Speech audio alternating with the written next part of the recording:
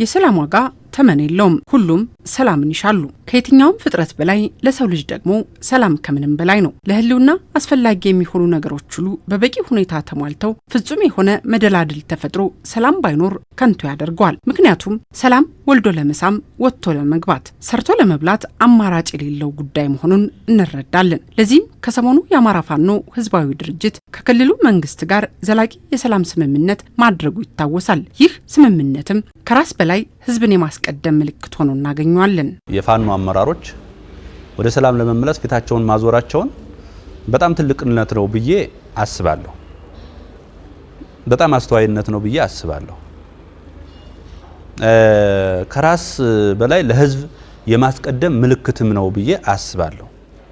ለህዝብ የማስቀደም መሸነፍም አይደለም። ይሄ ሁሉም አሸናፊ የሚሆንበትን ህዝባዊ አንድነት እንዲፈጠር ዋጋ የመስጠት ምልክት ነው። በጠረጴዛ ዙሪያ ቁጭ ብሎ መነጋገር ውጤት ያመጣል። የምትገሊው ራስሽ ወንድም ነው። ስቃይ የምታበጂው ራስሽ ወገኖች ላይ ስለሆነ የውጤቱ ምንም የሚያመጣው የሚያስደስት ነገር የለውም።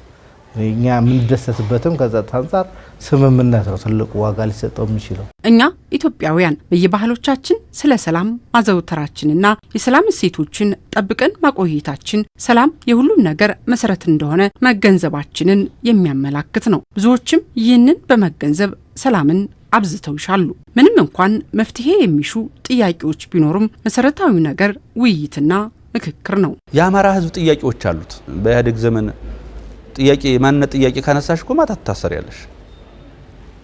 አሁን ግን ችግር ስለመሆናቸው እንኳን መግባባት የተደረሰበት ዘመን በብልጽግና ዘመን ነው። በዚህ ብሔራዊ የምክክር ኮሚሽን የሽግግር ፍትህ በማቋቋም በየአካባቢው የሚነሱ ጥያቄዎች በህዝብ ውሳኔ አማካይነት መፍትሄ እንዲያገኙ ተቋም እስከ ማቋቋም የደረሰ ነው።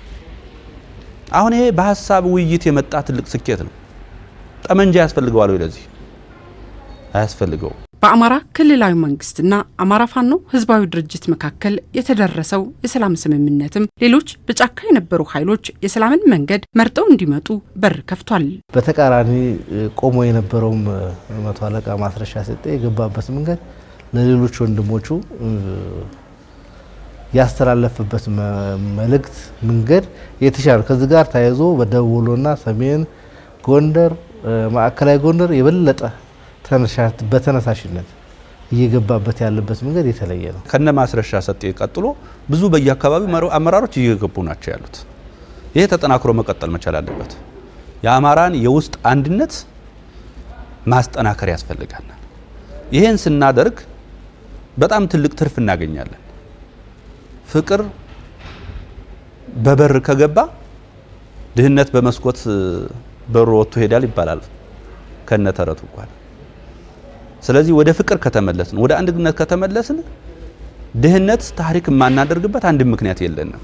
ህብረ ብሔራዊ አንድነት ነው የሚያዋጣን እንጂ የተናጠል ትርክት የትም አያደርሰን።